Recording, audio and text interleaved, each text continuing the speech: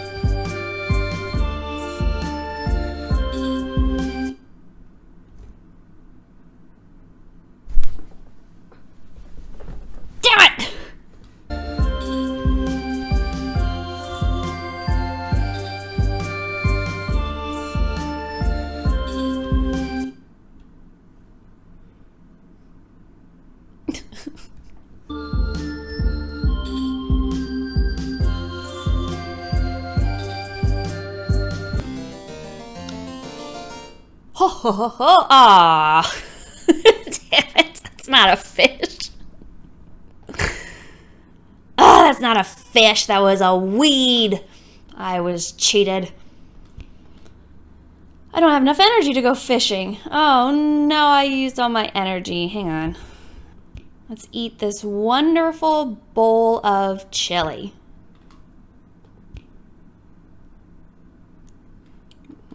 Okay. And we found a strawberry. Okay. Let's try to fish one more time.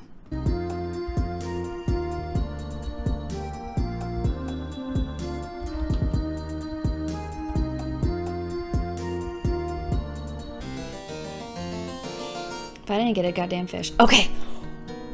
Finally. Give me my goddamn smallmouth bass. Okay. I'm tired of being over here. Let's go back down. Let's go to the uptown. What do we step on? 100 piece coin? Yeah! Alright, let's go to the inn. We're gonna go to sleep because I don't have any more energy. Or can we cook something? Let's see. We have a bass. Don't have a rainbow trout. We have a pondweed.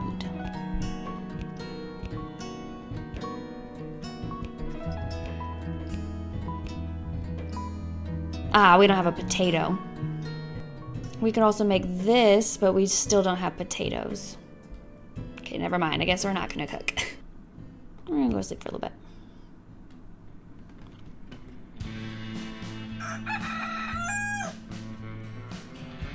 What?